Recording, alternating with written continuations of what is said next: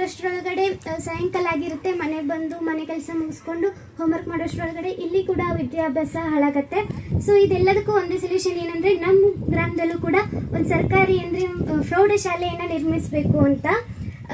ಇದಷ್ಟೇ ಅಲ್ಲದೆ ನಮ್ಮ ಅಥಣಿ ತಾಲೂಕಿನ ಪೂರ್ವ ವಿಭಾಗದಲ್ಲಿರುವಂಥ ಎಲ್ಲ ಗ್ರಾಮದಲ್ಲಿ ನೋಡ್ತೀವಿ, ಎಲ್ಲ ಗ್ರಾಮದಲ್ಲೂ ಕೂಡ ಪ್ರೌಢಶಾಲೆ ವ್ಯವಸ್ಥೆ ಇದೆ. ಆದರೆ ನಮ್ಮ ಗ್ರಾಮದಲ್ಲಿ ಮಾತ್ರ ಪ್ರೌಢಶಾಲೆ ವ್ಯವಸ್ಥೆ ಇಲ್ಲ. ಸೊ ಹೀಗಾಗಿ ಈಗ MLA ಸರ್ ಅವರು ಸೇರಿದ್ದಾರೆ. ಅವರೊಂದಿಗೆ ನಂಗೆ ಕೇಳ್ಕೋದೇನೆಂದರೆ, ಇಲ್ಲಿರ್ತಕ್ಕಂಥ ಎಲ್ಲ ರೈತರ ಜೀವನದಲ್ಲೂ ಕೂಡ ಬೆಳಕಾಗಿದ್ದೀರಾ. ಹಾಗೂ ನಿಮ್ಗೆ ಈಗ ತಾನೇ ಹೇಳಿದ್ದಾರೆ ಬೆಳಕಿನ ಕ್ರಾಂತಿ ಅಂತ ಹೇಳಿದ್ದಾರೆ. ಹಾಗೂ ಎಲ್ಲ ರೈತ ಬಾಂಧವರ ಜೀವನದಲ್ಲಿ ಕೂಡ ಬೆಳಕಾಗಿದೆ. ಹಾಗೆ ಈ ವಿದ್ಯಾರ್ಥಿಗಳ ಜೀವನದಲ್ಲಿ ಕೂಡ ಬೆಳಕಾಗಿ ನಮ್ಮ ಊರಿನಲ್ಲಿ ಒಂದು ಪ್ರೌಢಶಾಲೆ ವ್ಯವಸ್ಥೆಯನ್ನು ಮಾಡಿಕೊಟ್ರೆ ನಿಮಗೂ ತುಂಬ ಹೆಲ್ಪ್ ಆಗುತ್ತೆ.